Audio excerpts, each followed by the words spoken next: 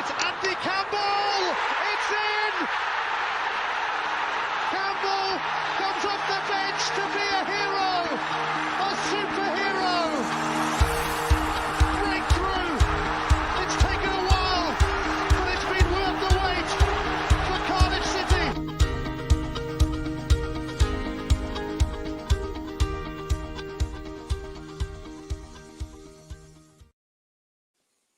Hey guys, I'm Si and welcome to Ace Podcast Nation, the home of the Andy Campbell Football Show. This is episode number 81 and this is the Andy Campbell Football Show Extra, and because there's no championship this week, the show's live available on Facebook, YouTube and Periscope or Twitter. Ace Podcast Nation is also your home to many other great shows and series featuring top guests, expert analysts and more. So give us a follow on social media. Please subscribe to the YouTube channel as we're flying up towards our first long-term goal, which was 1,000 subscribers, and I think we're just under 100 off now. So if you haven't, subscribe, and you can also, if you want to just focus on football, follow at AC Footy Show to follow the show on all social media platforms, the links to which are all in the description below, and of course you can get the audio versions of all the shows at the usual podcast and radio platforms.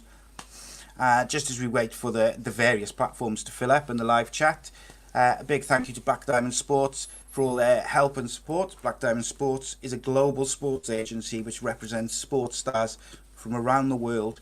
For more information, you can visit their social media pages as well as their brand new website. Links in the description. They've been making some big moves recently across Europe, America. It's very, very interesting, exciting time for them. So give them a follow, check their stuff out. And of course, the sponsor of today's show is Bespoke Financial as ever. And here's a quick word from them. My mummy and daddy have been talking about life insurance. It sounds like something to protect my brother and me, but I don't really understand. Then my auntie Louise told mummy about Bespoke Financial Teesside. She said they're a local company who helped her with her life insurance. Mummy got in touch, and because they're based locally, a man called Darren was able to come to our house. He was really friendly. Darren stayed for a cup of tea and made it all really easy to understand. He said that life insurance will protect our home and family if anything bad were to happen. Like if mummy or daddy got sick, then we'd get enough money to take care of us, and our house would be paid for so it wouldn't get taken away. After an hour, Darren said goodbye and mummy and daddy seemed a lot happier. Once it was all sorted, we could all relax and watch a film together as a family. I don't know why they didn't do it sooner.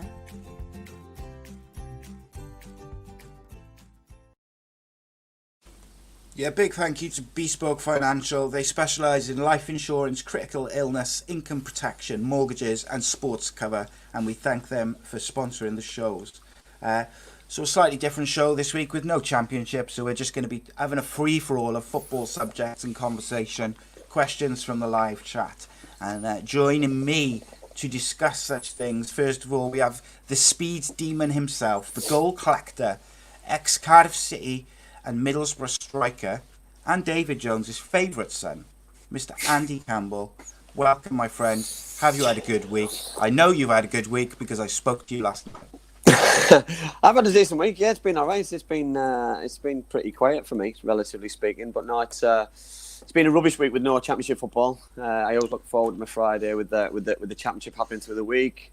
I know the games are back on tomorrow, but I'm interested in getting our special guest view on football matters and everything involved in football, men and women. So I'm really excited for this one. I say we've had a female guest on not so long ago from Boro ladies. So. Miss Bass, so I'm really excited for this one. Indeed. And our guest for this evening is Hiberian midfielder, Miss Charlotte Potts. I nearly married you off then. How are you, Charlotte? You all right? Yeah, I'm good, thank you.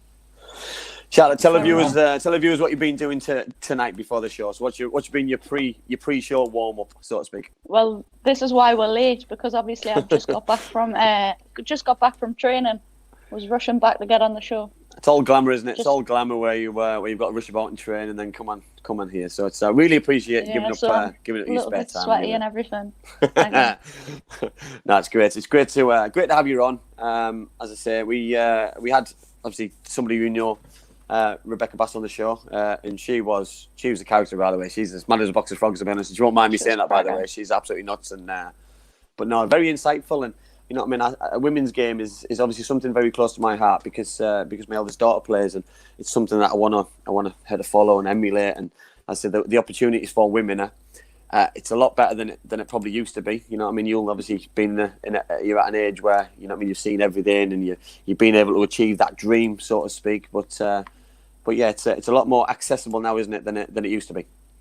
Well, yeah, like even the likes of this, like me coming on a podcast now, you would rarely see like women footballers going on podcasts and being able to listen to them to obviously educate all the young girls.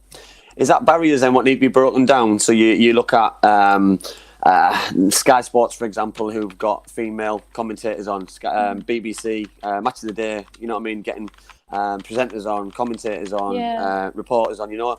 This has got to help the next generation, surely, because it's got to educate, like you say, men and women, that equality, but also that women play football as well. Oh, definitely. And I think as a point of view from a young girl, you need them role models. When you've got that role model, you sort of take more in, don't you, when you're learning? Yeah, no, I totally agree. So was it an aspiration for you then to be a footballer, or was it a desire to prove people wrong that you're a woman but you can still be a footballer? Oh no, I just love football. I've literally breathed it since I can't even remember. Did you play against boys as well, or was it just always girls? Did you? Because obviously there's an opportunity now, isn't it, for boys and girls to play together up to a certain age. I know that's increased over the last couple of years, but for me, I think it's great for development, surely. Oh, I recommend playing with the boys massively. I played with the boys up until I was 15. My PE teacher actually had to get permission after FA to say if I could still play in school with them, but up until I was 11 in grassroots, that's when I had to stop. And honestly, I was good.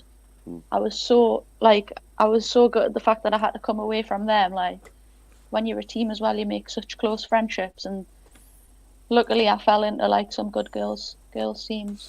Yeah. Well, having that, being a girl, being a boy, being a man, being a woman, it doesn't matter. You know, when it comes to certain sports, you know that equality's getting put on the right line, which is important, and diversity. And I think it's so important because it doesn't matter what sex you are. You know what I mean? If people and boys and girls want to play together, you know, I'm going back there was a mad idea years ago. It was before the World Cup, and it was in Canada, wasn't it? It was a World Cup before that, so going back quite a while. And they're on about having men goalkeepers because they say the women goalkeepers weren't as strong as they should be. And there's too many goals getting let in, and I just thought, it's not broken, so why fix it? You know, just give them an opportunity, give them better coaching, develop them a little bit better, educate them a little bit better. And by the time you know it, now you see some.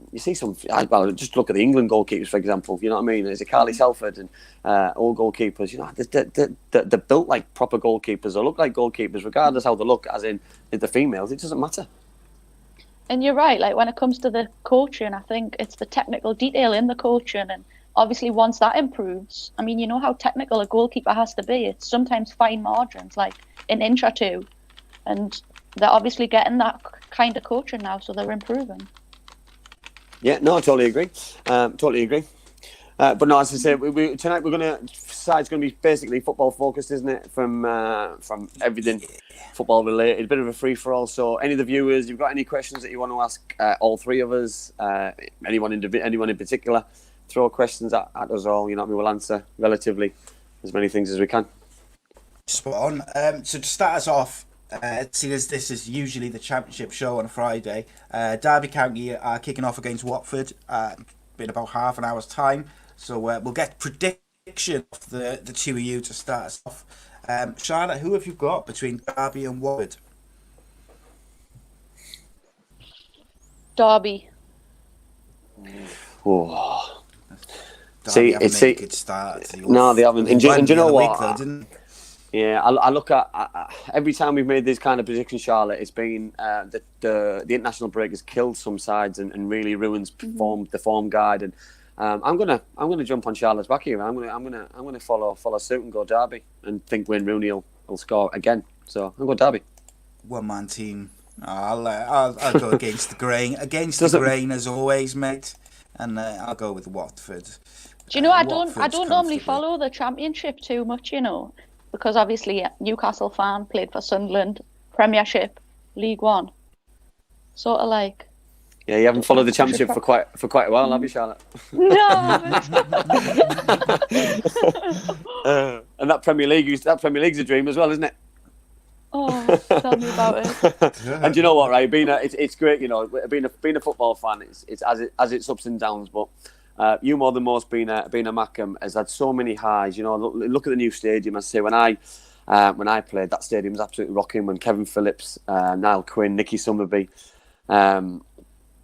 Johnson on the other wing, you know, they had an unbelievable side. It used to, you know what I mean? It used to be full. You couldn't get a ticket to save your life. To be honest, it was unbelievable. Yeah. And then all of a sudden, relegation happened. New owners take over, and they've never really recovered. And it's such a shame because the area, the fans are passionate, the club's massive, and when you've got your local rivals as well, who are, I wouldn't say they're overachieving or underachieving. They're just achieving, and they're just hanging on because the chairman wants away. But you know what I mean, every Sunderland, every Middlesbrough fan wants Mike Ashley to fail and wants Newcastle to end up where everyone else is. But for me, I want everyone back in the Prem because I love a derby. Derbies are great, you know, and I was brought up with them, and I've had so many good memories personally from derby fixtures, and but no, it's great. Oh, did you see my video on Twitter yesterday? Was it yesterday or today when I scored my first ever goal against Sunderland? So I hope you watched that one. I watched it. Yeah, I enjoyed that even more now. Then great. That must have been some feeling, eh? Oh, it was. No, it was. Yeah, I think my celebration said it all. That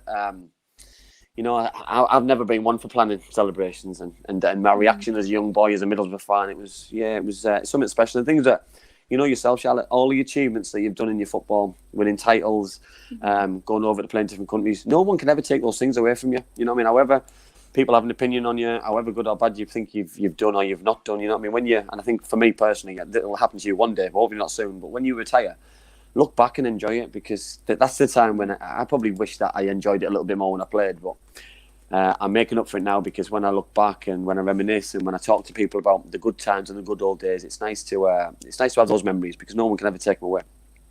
Yeah. Right, so as predicted, Corbett, a few questions about the transfer window and stuff, but before we get to that, where was it? We had...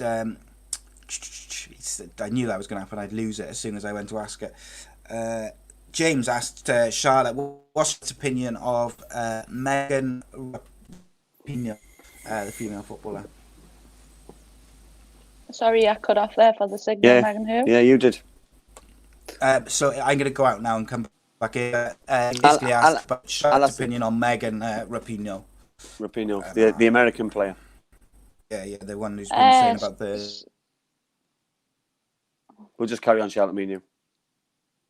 I wanted him to finish a sentence there so I could carry on. Well, he said, "What is your opinion on the American football? Is it Megan Is it Rapinoe or something? Whatever she's called. Yeah. What's your opinion on her? Strong character, isn't she? Extremely, very opinionated. Very, and a lot of people don't like that about her. And honestly, I'm a fan of someone who's opinionated. She's really big on fighting for equality. I think she does go a little bit too far with it. But to be able to fight more, we need people like her. Yeah, no, I totally agree in certain aspects, and I think she's given everyone an outlook of what's important. You know what I mean? I do think that women are massively underpaid. You know, I know she was looking for equal pay for men and women footballers, but you look at the kind of sponsorships and deals, and I'll use Messi and Ronaldo. You know that there's not enough money in football to have the kind of wages for everybody. You know, and I'm not saying that men should get it, women shouldn't get it. You know what I mean? If that's men taking cuts and women getting paid more, then so be it. You know, especially when there's links with clubs, and I'll use your club. You know what I mean? I'm not gonna slate your club here, by the way, because you play for a great club. But you know what I mean? I'm guessing the budgets of the men and the women are vastly different, and the men would have to take a cut for the women to get paid more. I mean, you know what I mean? For me, it's the only way to grow women's football. Women's football's got to grow. If they're trying to get better and bigger players in, you need more money to do that. You know what I mean? I'll use my own club, Middlesbrough. You know what I mean? You'll have played against them. They've nearly been there a few years, but then they fall off because how did you play for them? And the money goes away. Did you play under Maria? Was Maria there when you played? No. There's Maria not there, and they've been nearly there, but they haven't got the link with the first team, and that's the problem that they've always had and they're always going to have. Unless you've got the link with the first team and the men's team, you're fighting a losing battle for me. And you know what I mean. You can't sustain that the ability to run a football club on your own with limited resources, lack of funds, lack of sponsorship. At the minute as well with COVID, 0 fans won't come through the door as well, so you're fighting a losing battle. What's the rules with Scottish football, women's football? Are you allowed fans then on Sunday? We're not. No, it's going to be live streamed. Right. Okay. Which is good for the supporters and good for people to watch, which is great. Yeah, definitely. But you're absolutely right there about because obviously we still have to work as well. Which you understand, like you go to work, your mental focus into your job, and then you go to training, and you haven't got the same level of focus as what you would normally have if you are mentally preparing to go train. Yeah, so I totally agree. And the long days as well, Charlotte, aren't they? You know, I'm guessing you have players who travel as well. You know, I mean, they probably don't live in Edinburgh, so they travel a little bit wider. So you get into training, bang on for start time. You then finish, you drive home, you get back late. It's a knock-on effect. It's a spiral, and it can get out of control sometimes. You know what I mean? Because then you're up for work the next day, and you know what I mean. Like you say, it's a tough gig, and it's hard work, and people don't understand that kind of environment, that kind of professionalism and determination to do what you want to do. You know, it's credit to you, because I say I've been involved in every level in English football and British football. You know, I mean, from professional to semi-professional, and I really struggled with not training through the day or training on a night, and everything was a mess. Everything was just was back to front. It's hard work. It's hard work. Yeah, definitely. And I think for me as well, I've probably took the financial sacrifice and chose not to work so much. Yeah. But obviously that kind of like you can't do that either, because obviously food costs a lot when you've got to fuel up quite a lot. Yeah. And you're fighting a losing battle. Yeah, well, especially being an athlete, you know, because you've got to replace what you've lost. You know what I mean? That's liquid intake, food intake, you know, and there's everything what goes with it being a footballer, because you know what I mean. There's Under Armours, there's extra kit what goes with it, lifestyle. You know what I mean. You've got to keep up with it. You've got to keep up with the Joneses, don't you? You've got to keep up with what's going on and keep relevant and keep real. And no, I totally agree. More questions as you'd expect. Friday. Let's have a look. What else we got? Joshua asks, Andy, what do you think about Balassi joining Boro on loan? Cracking signing, that is, in my opinion. Yeah, I'd liked it. Probably 3 or 4 years ago, because I think he was leaving and on his way to Sporting Lisbon, but he was more or less at his peak for me. I'm hoping that Neil can get the best out of him. If anybody's going to get the best out of him, Neil Warnock will be able to get something out of him, and it's something what Middlesbrough really lack, and they've lacked it for a few years. I spoke quite positively about Adama Traore. Every time he got the ball, he had me on the edge of my seat. I love that kind of player. With pace and drive and a bit of skill and can unlock a door, and I'm hoping that he'll do that. He'll create some more chances for Middlesbrough. Middlesbrough will score more goals. They'll be better to watch, because let's be honest, you know what I mean. I know we've laughed and joked about Sunderland, you know what I mean, being in League One, but it's depressing watching Middlesbrough at times, because they're just so one-dimensional and pretty boring, really. You know what I mean. And I'd rather sometimes lose 4-3 and watch a decent game than get over the line and winning 1-0, because you know it's just boring sometimes. Indeed, mate. I couldn't agree with you more. However, here's a question for both of you, as I'm outnumbered English 2-1.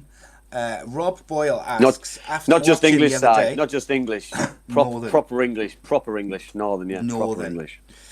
Rob Boyle wants to know what the Northerners do they still think is coming home after watching England the other day. Charlotte, go on. I'll let you start if you want, if you don't mind, because my opinion is so random. I only seen the highlights because we had a team Zoom on Wednesday night, so that's more than I watched. Yeah. Is it? Did you just see Harry Maguire's challenge then? I've just watched. Yeah, I just watched what I wanted. There now. We're gonna get there now. I just watched what I nearly watched, and I've had so many disagreements on this show about what this competition means and what it is and what it isn't. This is a home nations league. This is a friendly competition. This is not World Cup. It's not the European Championships. For me, it doesn't mean anything. If they win this home nations, will I be singing about it on Twitter? Will I be cracking open a bottle of lager or a bottle of champagne? No, I won't. It's not. It doesn't mean anything. It's a friendly competition. Yeah. There might be something at the end of it. We are top. You know what I mean? But it's just nothing. Sorry. It doesn't mean anything. It's you know what I mean. I've always said I would always love in my lifetime to watch my country lift a major tournament, major trophy, the World Cup. I wasn't born until 79, so I missed 66. European, the Euros, you know, I've been so close to seeing them in a final a couple of times. But for me, the home nation doesn't excite me. It's something what they've added in. You know what I mean? If this doesn't work, they'll add it in again. It's something else, and then might win that. People in the comments saying, "Is Andy going on about this friendly stuff again?" Well, I mean, they asked the question, so I'm going to answer it. I know.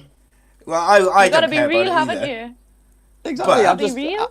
I'm honest. At least I'm consistent. I'm consistent with my answer. That's it, mate. They ask me the question, I give the same answer every week, and I'm going to continue to do so. I'm also consistent. I don't care about it. It doesn't matter. But Wales are also top of the group, so that makes them the best country in Europe. Listen. England beat Belgium. Didn't get me excited. England lost to Denmark. Didn't disappoint me. England beat Wales quite comfortably. Yeah. Didn't excite me, not bothered, you know. So I'm all for. I love my country. I absolutely adore my country. I played for my country. Love watching my country. But for me, there's got to be it's not friendly. Friendlies are for opportunities to try things, to practice with players, to see if a player fits in a certain area. Jack Grealish, Calvert-Lewin. You know what I mean? So when they do have the proper games, that these kind of players will be tried and tested by Gareth Southgate, and I'm all for it. So use it for what it is a friendly competition. Yeah. Spot on. So you mentioned Harry Maguire. Since before pre-lockdown, his first season for United, the first 3 quarters of it, I thought he was very good. I thought he settled very well.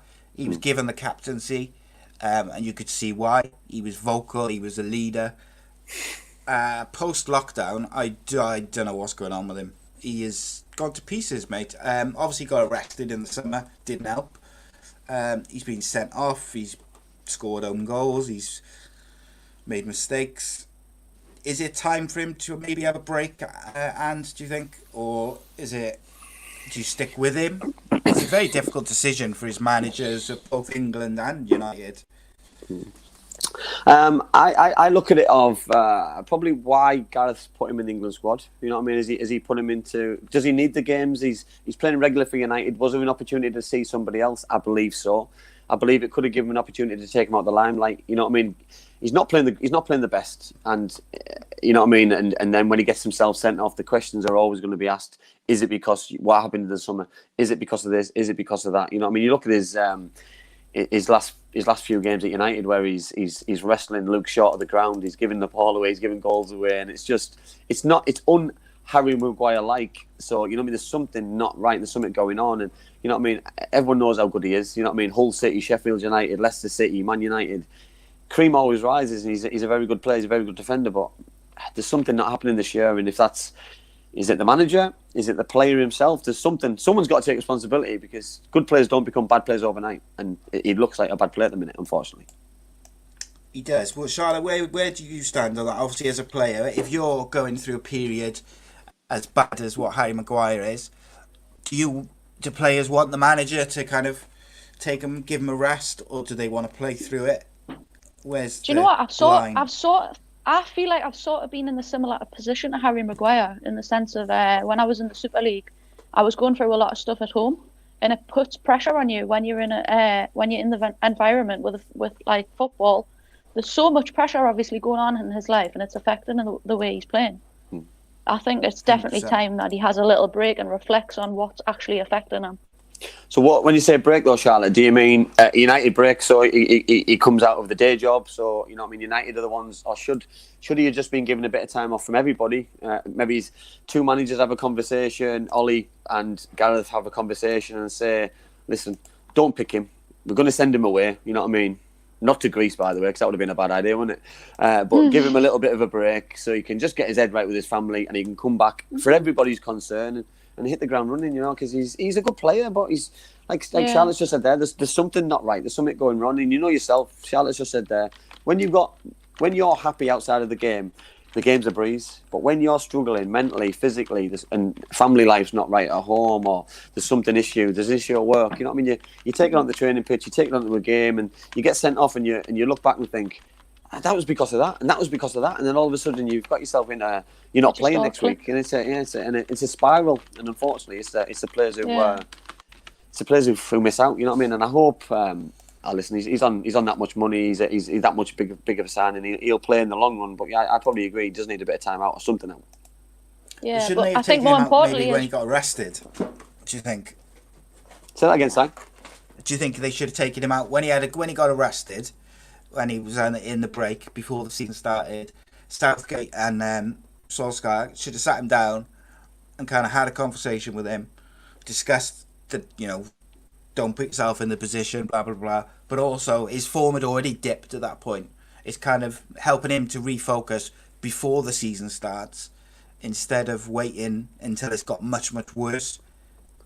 And now his form has really suffered as well as the other stuff. Sorry to interrupt you as well, Charlotte, there. I think they did the right thing, to be honest. I think that they stuck him in and did the right thing and just got him focused on football because that's his job. I think they were quite clever with it, but I think there was always going to come a time where he becomes mentally drained and physically drained, or he's making mistakes. And you know what I mean? It's coincided with United shipping goals in. They're not winning games. They're lacking massive confidence. He goes away with England. Sometimes that can be a good thing. It obviously hasn't worked out to be a good thing this week. And now he's going to go back to United, lacking confidence again. And at the weekend he's going to have potentially have more problems unless Ollie brings him out the firing line. But then if you're a Man United fan, why should you lose your best centre half on paper because he's had a bad England game and he's had a bad experience? Because he should be now determined. He should be fresh because he didn't play many minutes on Wednesday night. So, you know, I mean, you can look pros and cons for me, but he's got a huge decision to make. But if I was Harry, I would want to play. But for me, manager's got to take that decision out of his hands. Yeah, I think it's fair comments all round. Got a few more questions. Let's have a look at what else we got. People not saying Maguire's not worth 80 million, which is kind of common. Anthony Knockout got to Forest, didn't see that coming. What do you think of that, Andy? Because obviously we talked about Knockout a lot with with the Championship stuff and with Forest, particularly this year. Do you think that's a good signing for him? I like good players. I like good players playing the Championship because I think the Championship becomes a Premier League too.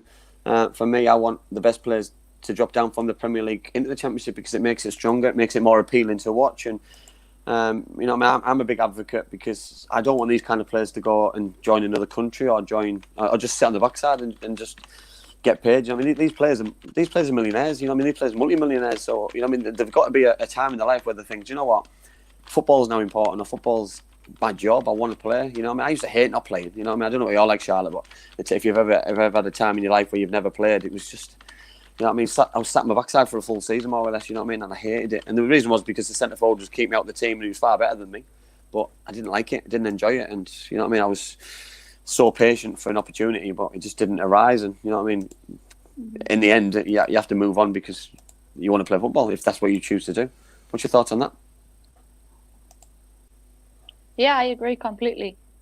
I think even this coronavirus, I think, has had a massive effect on the women's game because it's taken us longer to get back into it than the men. And being out for so long, you're just so eager to get back in.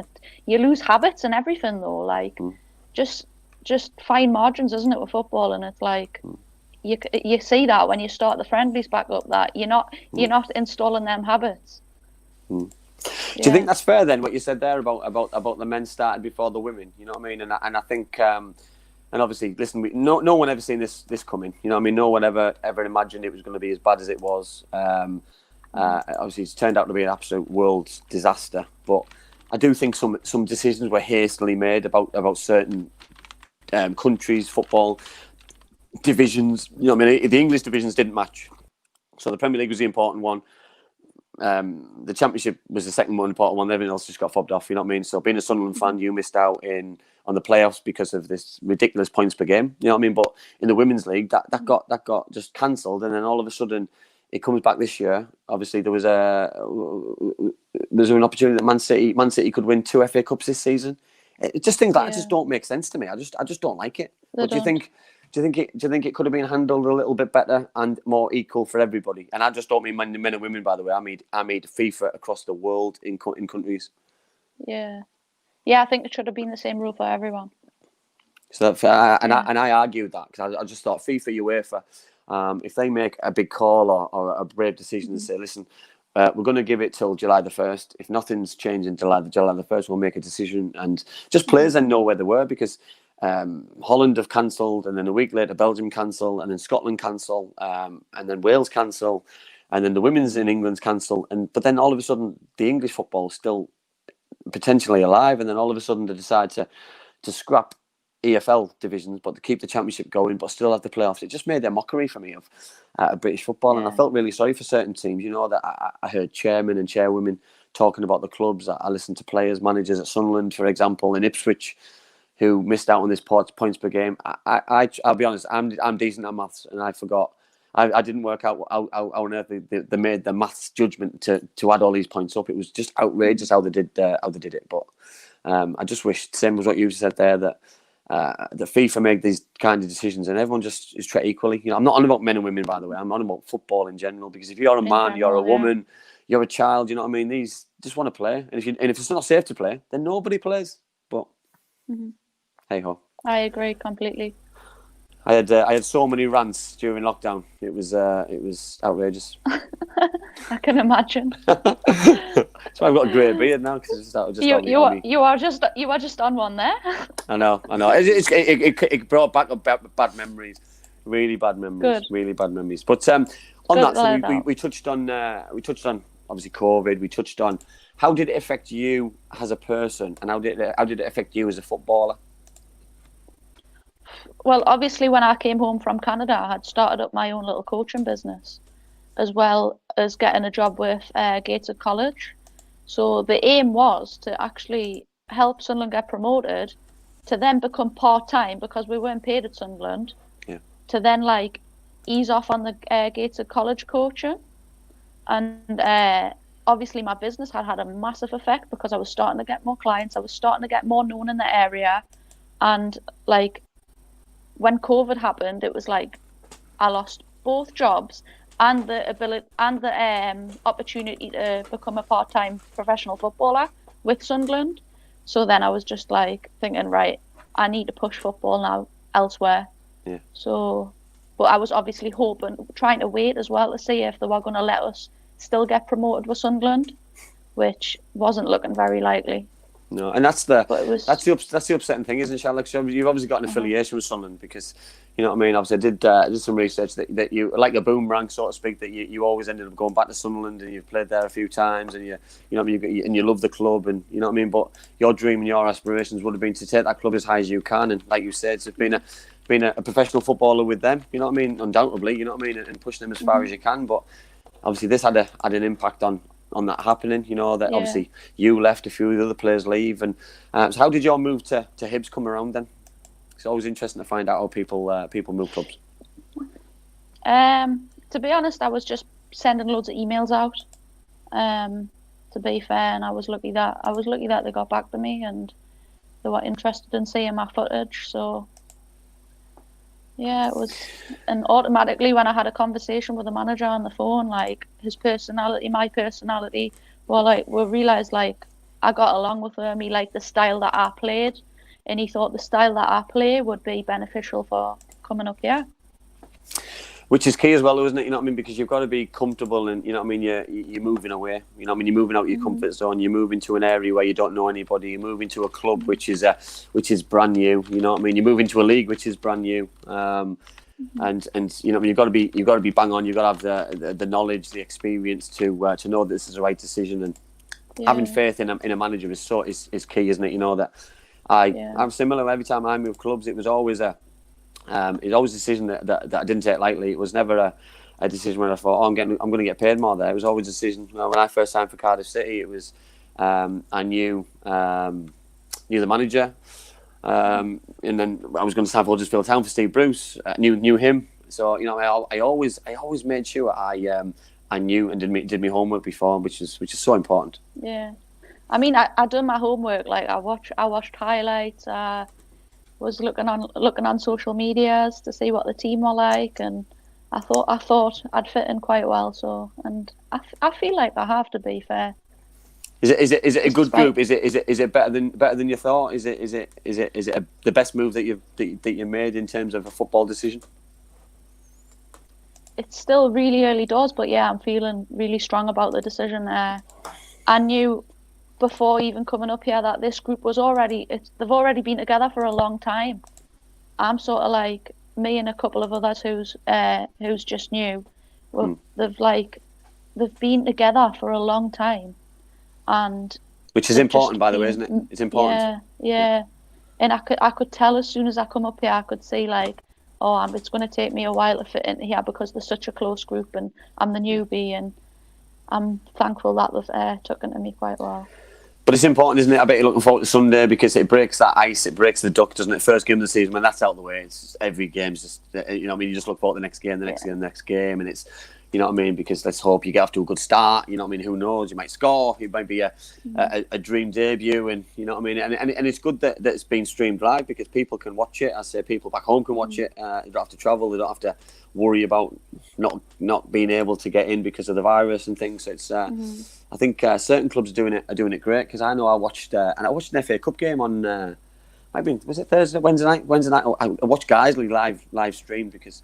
You know what I mean? I watched it via Twitter. That's good. And I just thought, you know what? Like, clubs are doing it right, and they're trying to help fans out, and they're trying to help the players out because, you know what I mean? It's such a shame that people can't go and watch. But if they can do the littlest things, you know what I mean? Forget all this money and big project, whatever it is, and EFL and charging teams £15 to watch a game. You know what I mean? Do it right and look after the fans because without fans, football's awful. It's disgusting, and it'll never continue. Another question from the live chat. Sorry, Charlotte. Sorry. Just a quick one. Martin from Black Diamond Sports says, have you got an agent? Because he is an agent. Yeah, Martin, put your number on. Get your number on. Yeah. Get your number on live on the show. I'll flash it up on the screen. No problem. Sorry, Charlotte. I interrupted you. That's all right. Yeah, I was seeing the lack of fans as well. Surely, it affects your mental prep and everything. I don't know what it must be like for the men when they get thousands and thousands, but I mean, for us, I don't think it's going to make that much of a difference. I think, but I disagree there, Charlotte, because I've done full circle. I've played in front of 50, 60, 70,000 fans, and even when I've played non-league football and there was 200-300 fans there, for me, it doesn't matter. I love scoring goals, and I love scoring goals in front of a fan, and if it was 20 people singing my name and it was screaming or it was people celebrating, I'll be honest, I couldn't imagine scoring a goal with no fans in a competitive game. I used to use an example when lockdown first started of like a reserve team game where, you know what I mean, there'd be nobody there because nobody really watched reserve team. Continental League football, that nobody ever watched those kind of games, and you know what I mean. You scored and you didn't really get excited. It was just a progression that you wanted to go and play for the first team at the weekend and. But you know what I mean, when there's something at the end of it, and there's a competitive game, 3 points, a Champions League place, a title, it must be so difficult for players to do it. So you know what I mean, good luck on Sunday because it's going to be so different mentally because it's not friendly anymore. It's a real game. So it's you know what I mean. That's when the manager and the coaching staff and all the other members outside the playing staff is earning their money because they've got to get players bang up for it and bang up for the game. Yeah, it's just how you get motivated, isn't it? Yeah, I totally agree. Totally agree. Sources. Okay, but so I'm going to go to these questions because there's a couple of questions which have been asked a few times.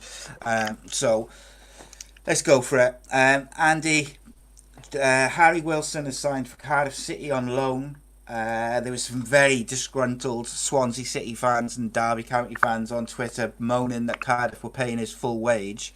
I think it works out at 60 grand a week, but they're paying about $1 million to loan him. But to me, like I criticised Cardiff over the last couple of weeks for their lack of signings, but also they've got a lot of money off their wage bill. They've got rid of some high earners to make room to pay that wage, and also they've moved out Aidan Flint's got out on loan him today as well to Sheffield Wednesday. Not sure about that one because defensively we haven't looked great. But Harry Wilson, first of all, as a player, mate, give us your opinion on his signing. And also, I wanted to ask you, if Cardiff weren't paying his wage and Liverpool were paying it, people would moan and say that we're being funded by Liverpool or whatever. And then when you do pay their wage in full, people moan. So you kind of can't win. But what do you think of the signing? As a player, he's a very good player, very talented boy. He's had the best education you can probably get as a young player. Coming through the ranks at Liverpool, he's had some really good loan moves. He's learnt his trade. He's tried in the Championship. He's been in the Premier League. He's had a really good education. He's played for his country. But now it's time that he needs to go and play regular football as well. You know, you're talking about these kind of players who sit on the backside and don't want to play. You know what I mean? I'm a huge advocate of the loan system. I think it's amazing. You know what I mean? It treated me really well as a player, and fair play to these lads who want to go out and play, because if you don't and you're sat on your backside and you're playing under 23 football or playing reserve team football or whatever it may be, it's not worth it, you know. So go and play in front of a crowd when the crowds are back. But go and play something which means football, which means, and he wants to put himself in the shop window side for tournaments in the summer. And the only way for him to get in the Wales squad and the Wales side is by playing regular football, and Cardiff will give him that. I think the best decision Cardiff made was to take the pressure off Lee Tomlin. I think this will do that. It'll give them an opportunity to get some more goals, some more creativity. And you mentioned there the wage bill as well. You know what I mean? A lot of Cardiff fans have been on social media to me and been quite critical of the way that the club's been run, and rightly so. I think that they've let a lot of players go. They've let a lot of high-profile players go, fans' favourites go. But end of the day, it's a business. You know what I mean? They've got to juggle the books a little bit, and if they were juggling the books in order to do this deal, then so be it. You know what I mean? Because if Cardiff are playing 50% of his wages, that's Premier League money. If Cardiff are playing 10% of his wages, it's Championship money. You know, so you've got to look at the bigger picture. It's still massive money. So they've juggled the books in order to bring this kid in. So for me, it's a no-brainer. Yeah, it's exactly what they need as well. They needed creativity. He can play right wing, he can play left wing, he can play number 10, he can play up front. Cardiff have also signed Dylan Phillips from Charlton, goalkeeper, which I was very surprised at, because I believe, and I'm sure someone will correct me if I'm wrong, but I think he was Charlton's Player of the Year last year. Yeah, he was. So I'm surprised that they've let him go. Obviously, to start with, he'll probably be number 2 to Smithies, but I think that's a great signing on both fronts. Charlotte, do you know much about Harry Wilson? I don't know, unfortunately. He's a scouser. I'm just glad he's left Liverpool, to be honest. Si's not a big fan of Liverpool. Yeah, well, can you imagine if he had gone from Liverpool to Swansea? Jeez, that would have been that's like the worst 2 football clubs you could play for. Anyway, I digress. But ultimate against who? Liverpool. Yeah. There's not enough time in the show for me to explain. We spent a show, Charlotte. We spent a show on with Si nearly crying for the full show when Liverpool won the league. So we can't really go into that anymore. Well, that's where they should have. They should have. They shouldn't have abandoned. They should have. When we were in lockdown, they should have. The league should have been just abandoned. # not bitter. At all. Not bitter. I don't care. I was over by Christmas. Don't know what you're on about. Right. While we're on about signings, then, Charlotte, I'd like to talk. I'd like to then move across to the women's game, because there's been some huge signings within the women's game, and you know what I mean. You've got people coming back to the UK from France. You've got people coming over from America. You've got some huge signings happening. So, well, first and foremost, is it good for the game? Amazing for the game. I mean, it's just I think it's gonna be the best league in the world soon. In fact, it probably already is. A lot harder to get into. I think, as a player who's not playing in that league and aspires to be in that league. But it's great. Obviously, it's developing the speed of the game and everything. Yeah, I totally agree. So, what about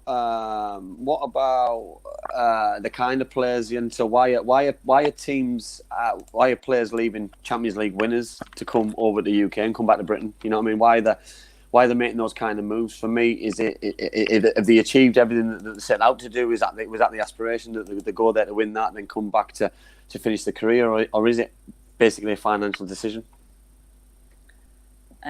Possibly a bit of both. Maybe I think if it was me and I seen other players going back to England from other clubs in different countries, I would want to be back as well, because I'd feel like you're going to get more of a challenge in this league. So maybe they were wanting the challenge, but on obviously home soil. Yeah, I totally agree. Now, you know what I mean? I'm not being disrespectful or calling out anybody. You know, like Lucy Bronze for me is if not the best English woman who's played the game in a very, very long time. She's got everything in a game and more. You know what I mean? She plays at an unbelievable standard, fitness levels, quality. She's got everything. And I thought the same thing. You know, that she goes over to over abroad in France to go and play football. And she comes back and signs for Man City, which was always going to be for me the move that she came back. And you know, what I mean, I watched her in 2 cup finals, one against Birmingham City, and she absolutely run the game from right back. And I was just gobsmacked. You know, watch a player in that position defensively who can just dominate and run a game and just find football really easy.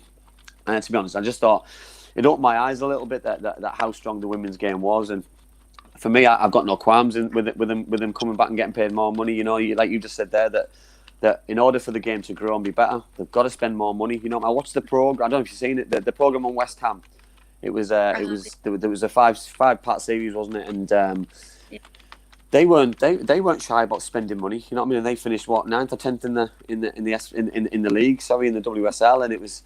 You know, there's teams like Spurs who've signed massive players. You know what I mean, from America. Man United, we're always going to spend the money with the manager that they've got. You know what I mean, ex-England international, and that's not including probably the big sides who were always going to spend cash and spend it wisely and push the clubs on, because they're just massive football clubs, aren't they, Charlotte? Yeah, and I mean, I think even this year the games in this league is so unpredictable now. I was actually speaking with a friend who plays for Birmingham, and we were talking about the Chelsea and Man City game, how Chelsea dominated, and she was saying she thought that they'd done really well against Chelsea. It just goes to show how unpredictable it is for Birmingham to be good against Chelsea when Chelsea dominated against Man City. Does it help then with the games being live on TV, especially with BBC showing the highlights on a is it Saturday night, isn't it? So is it later than straight after match of the day? Which I do believe is a little bit too late, by the way. You know what I mean? I just think sometimes it can be a little bit disrespectful. You know, I know you can record things and watch them at another time, but give them their own slot. You know what I mean? Because when you've got, and I'm being selfish, by the way, when I'm talking about my daughter. You know what I mean? That if you want to aspire to be somebody and you want to watch these kind of players and want to emulate what they're doing, you want to watch them. You know what I mean? I love Match of the Day, so I'll watch Match of the Day because I wanted to be like Alan Shearer. I wanted to be like Andy Cole. You know what I mean? So I was able to watch that at 10:30. A girl's got to be able to aspire and do the same thing, but how on earth can she do that at 12:30 on a Saturday night when the football's not easy and not easy to get to and watch? Yeah, I completely agree. I mean, you just have to be thankful for the likes of the FA Player, where the games are you're able to watch the games whenever, really. Which I think is important, isn't it? Because we talk about, don't we, all the time about academy football and size boys in the system, and for me it's so important because especially now especially at all different levels, you know what I mean, that all clubs have got their own little streams, and all clubs could stream all the youth team games if you wanted to, so parents could watch every game and keep on top of it instead of going to watch, you know what I mean, and travelling around and getting involved when probably they don't need to. And it's the same as the women's game, you know what I mean, make it accessible. You know that I watched I know Diane Dublin's a big advocate on BBC with women's football, and you know what I mean, and I know he does a lot for BBC, but he pushes the women's game, and when you've got someone like Phil Neville, you know what I mean, how can, you know what I mean, I know He is leaving, isn't he? Is that right? Is he leaving after his contract? Yeah. I think they announced that, didn't they? Yeah. So fairly you know what I mean. I'm hoping that that the women's game can continue to grow. You know what I mean. I was hoping that he was going to push the country onto the Lionesses onto another level and make them champions. But you know what I mean. He was unlucky not to do that. But hopefully the successor can continue and push that. Yeah, I definitely think they can. The talent that they've got coming through as well, especially. How important for you personally, Charlotte, is it to see some of the players who play for the Lionesses, who play or have played, who played for Sunderland or played in the northeast of England as well? Because there's quite a lot, isn't there? Yeah, there's loads. I remember my first ever training session with Sunderland when I was 15 with the women, and they were all up here training, despite being in clubs down south. So there was the likes of Steph, Jill, Lucy Bronze, Jordan Nobbs. They were all up training for Sunderland, like even when they weren't playing for them. Yeah, so which it's amazing to see their successes. Yeah, well, it's great though, isn't it? You know what I mean? Because they're not just even household names. You know what I mean? The superstars. You know what I mean? You see them on social media. They make a difference with people. You know what I mean? Stick them in front of a camera. You know, I know certain people have had. You know what I mean? They've had the problems. I know Steph and her husband, her new husband, he's had his health issues and things. And you know what I mean? But they can make a difference because they're that big a name within football. And this is my point about how big women can be and how big the women's game is turned into. And I just so hope that it can find that final piece in the jigsaw which can pull it all together. And if that's the national team or the league can be even bigger, because I think the WSL can be bigger for me. You know what I mean? I look at the second division with the likes of Leicester City and things, and I think, you know what I mean, they're a big club. You know what I mean? And I know Emil Heskey's just is in charge or helping the women game now push forward at teams like Leicester. So for me, give them an opportunity to push forward, and maybe don't have a relegation for a season or two, just to try and make the league a little bit bigger, or you know what I mean. And I don't know. I'm just trying to find ways of making it more competitive. Yeah, I agree. But it's money at the end of the day, isn't it? What's the depth like? Yeah. What's the depth like in the England setup for the female game? Like, is there a lot of young players coming through, sort of waiting to break into that first team at national level? Yeah, I think they've obviously got the age groups, and then there's been a few younger players had the opportunity to step up for the first team. I mean, I wouldn't know because I haven't been involved with the setup, so I wouldn't know the depth of it. But I think obviously Northeast. I don't know. I've sort of, although we've got the likes of Jill and Steph and like the senior players like that, I've sort of felt like they've neglected us up in the Northeast. But that's just my opinion. So, but why would you? So in terms of what, Charlotte, do you mean because of the amount of talented players in that system and the amount of talented players who play that kind of who've had the scouting, who've had the coaching as well? There's a lot more players who haven't been given the opportunity. Yeah, definitely. I think it's because if you look at the leagues, I mean, we haven't necessarily got a Super League team in the Northeast yet, because Sunderland got kicked out. But that talent still remains there. We've still got so much talent in the Northeast, and I think it sort of gets overlooked because we're not necessarily Super League teams. I totally agree. I look at Sunderland, they're this huge team. I look at Durham. You know what I mean? The big clubs, and they play some good football. You know, and I agree with you. I think it's so disrespectful. You know that just because these clubs, the Leicester Cities, the Aston Villas, the Sheffield United, these kind of Man Uniteds, these kind of clubs who, for me, they got a free pass, and that's the way I look at it a little bit. They got a little bit of a free pass because of the size of their men's football club. Where Sunderland obviously is a different issue with the way that things were handled off the pitch. But I look at Durham City, for example, that they've got some very good footballers. They've got some very good players. You know what I mean? That because their men's team's not a traditional football club. You know what I mean? They don't have a link whatsoever. I don't think at all now. They used to, but they don't anymore. They're fighting a losing battle because they potentially can only get so far because the league wants the big sides to push on. You know what I mean? They'll want. You know what I mean? Brighton Hove Albion are in it, West Ham are in it. You know what I mean? They'll want Southampton ladies. You know what I mean? These kind of teams, they're not bothered about the little guys, unfortunately, and that's the same as the way that I have an outlook on the EFL. You know what I mean? That for me, there's a pecking order, and the pecking order in English football is Premier League, take everything. The Championship, if you've got a chance, picks up the scraps, and everything else just gets forgotten about, and that's why we're losing football clubs. And if we're not careful, we're going to lose men football clubs. We're going to lose women football teams, clubs. You know what I mean? It's going to be such a shame because teams can't go on forever without some help and support and guidance as well. Yeah. 100%, mate. So Rob Boyle asked the question there. He says, why isn't there a team in the north? Is it just financial? What, in the WSL? Yeah, I think so. I think that's what it means. Charlotte, I'll leave that one for you. Well, yeah, it was financial. Obviously, with Sunderland, we were in the Super League, but when they changed it to make it where the rule where we all had to be full time, that's when Sunderland financially didn't back us, so we ended up having to pull out of the Super League and they knocked us down 2 divisions. And then you've got the likes of Durham who are trying to climb the leagues.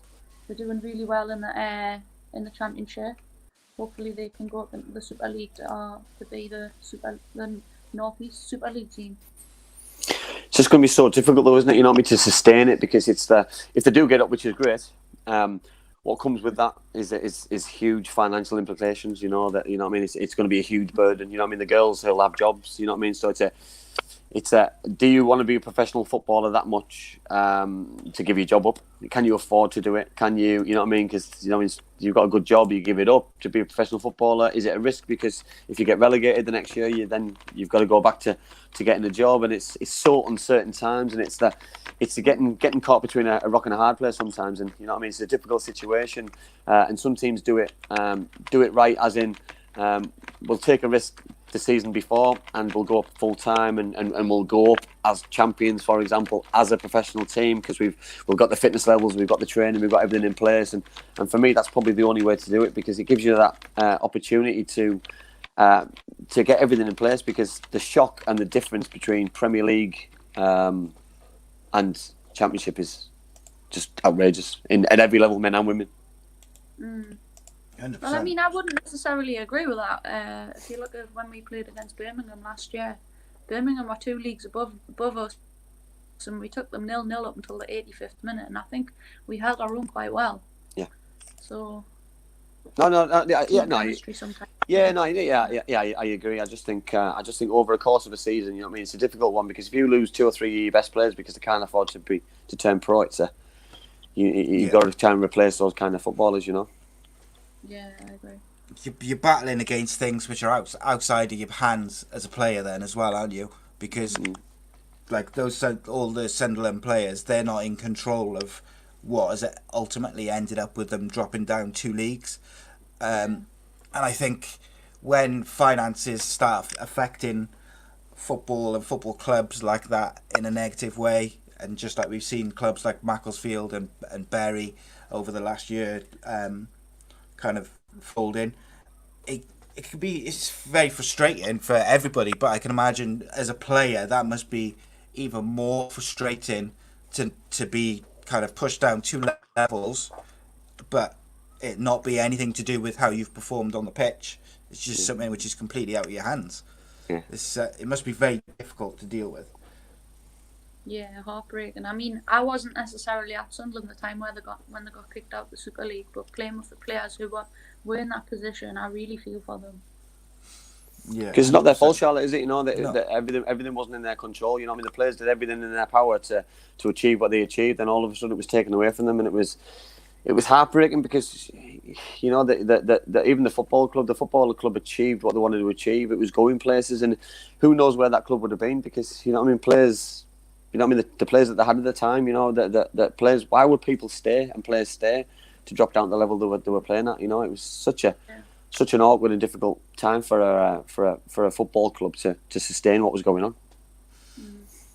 on. Okay, to finish us off then, West Ham signed Brentford winger, attacker, Saeed Benrahma, made for 30 million, and that's obviously a lot of money, and Brentford have made a lot of money in this transfer window. Yeah. However, they've also sold arguably their 2 best players.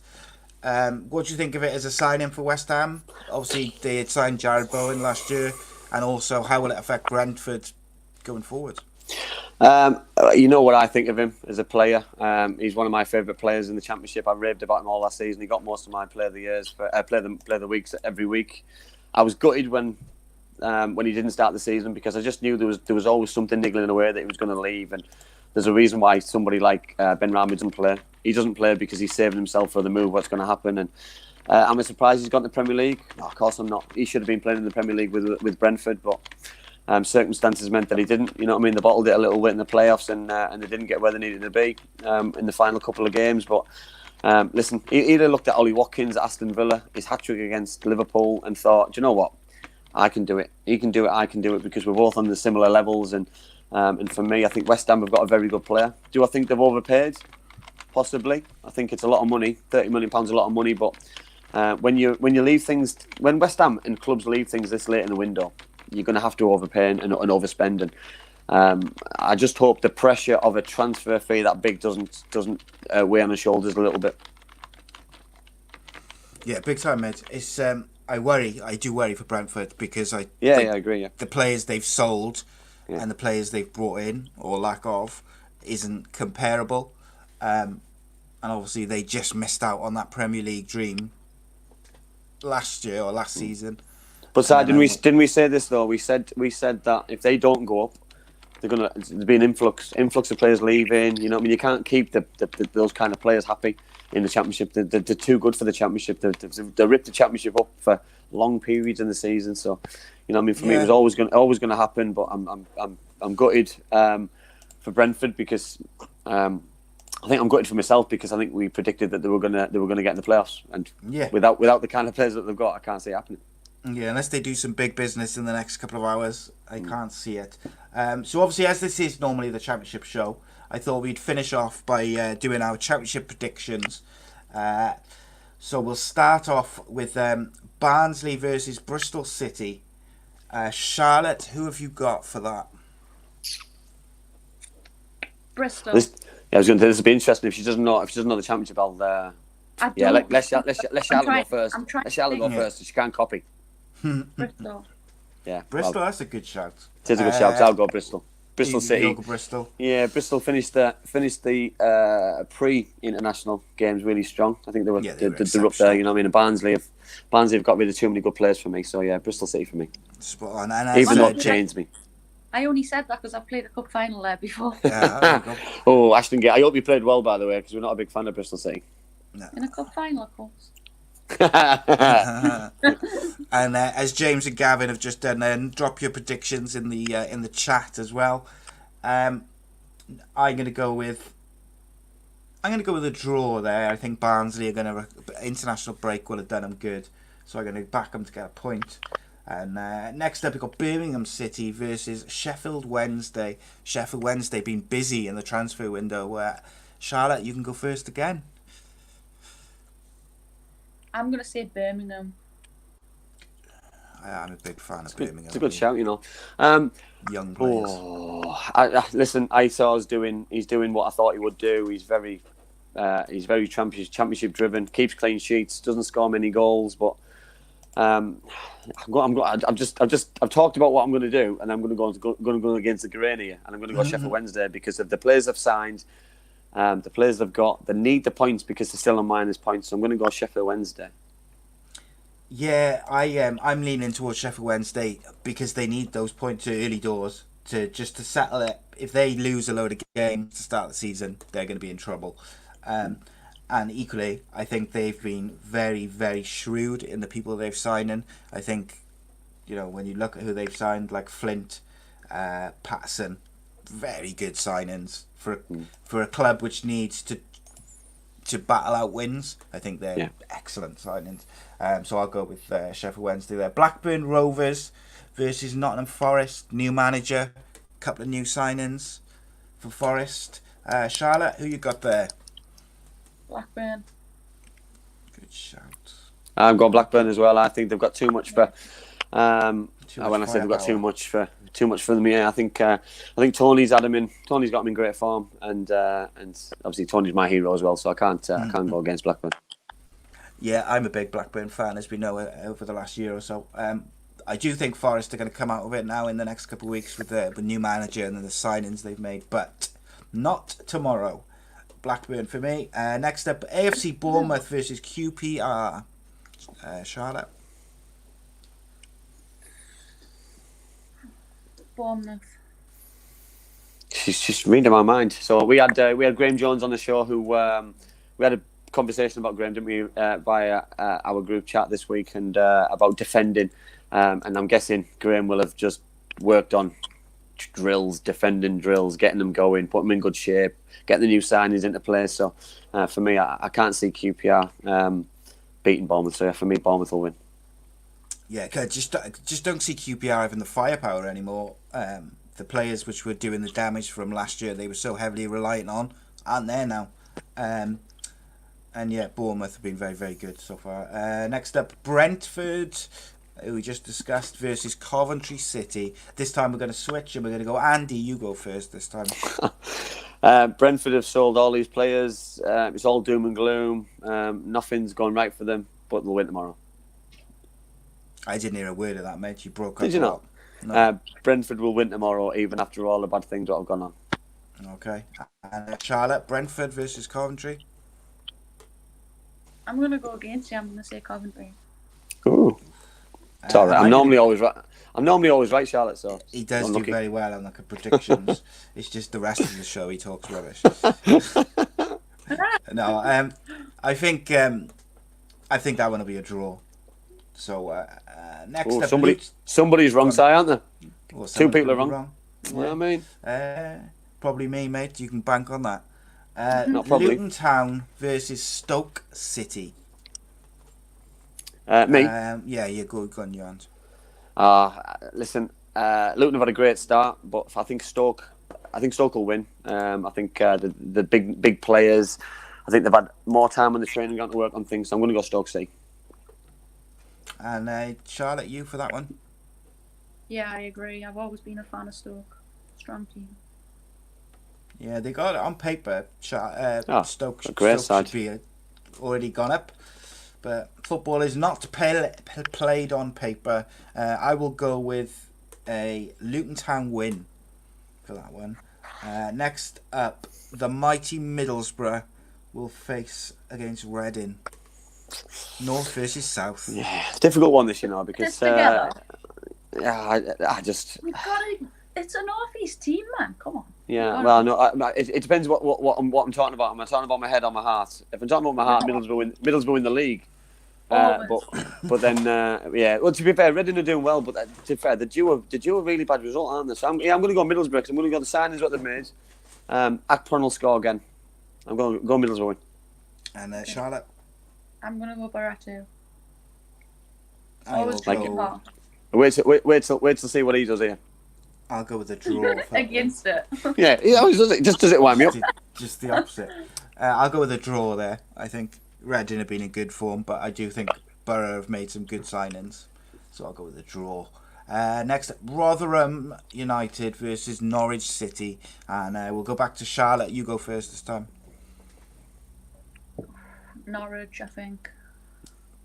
Yeah, Norwich are my team for the season. I think they're going to win the league. I think they've had a terrible start, by the way, but I think a game at Rotherham now is a perfect time and a perfect game for them. So I'm going to go away win. Yeah, I think I don't see anything but a Norwich win for that one. Banker of the weekend, almost.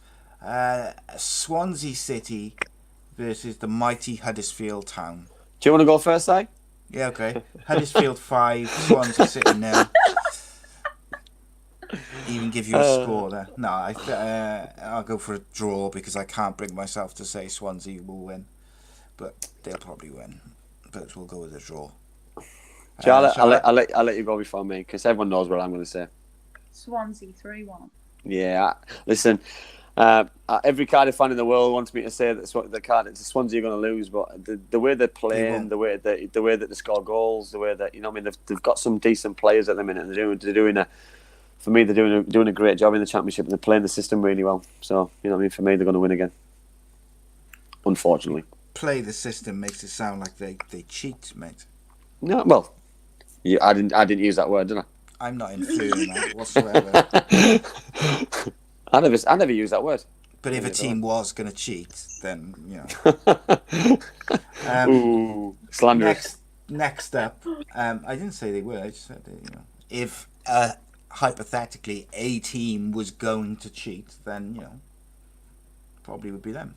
Next up, Wycombe Wanderers versus Millwall. Charlotte, you go first. Mighty Millwall.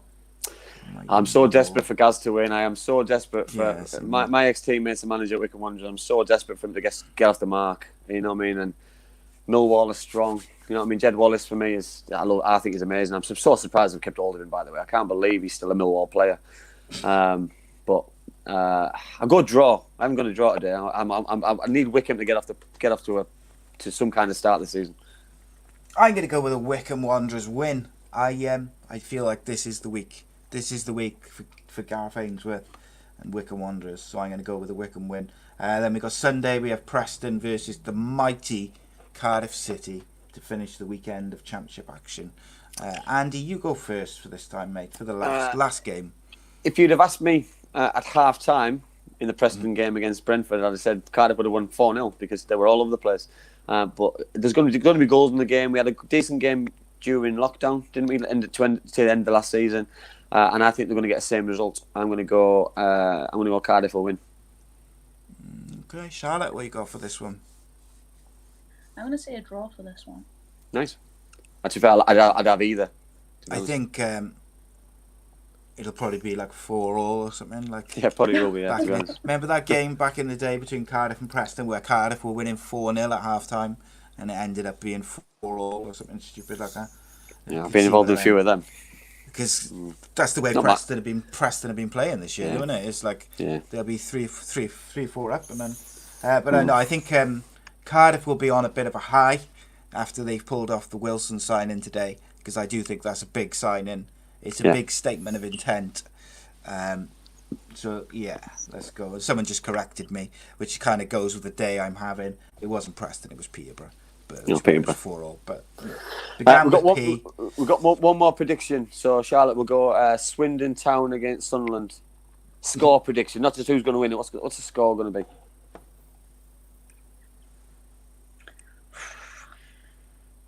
Well, we're struggling to score, aren't we? So. But they shouldn't be though, should they? With the players that they brought in, obviously Danny's come back. Danny's a born goal scorer on his day, but he can't score if he's sat on his backside. By the way. Can't score if you're on the bench. I best not comment on that, otherwise he'll have me.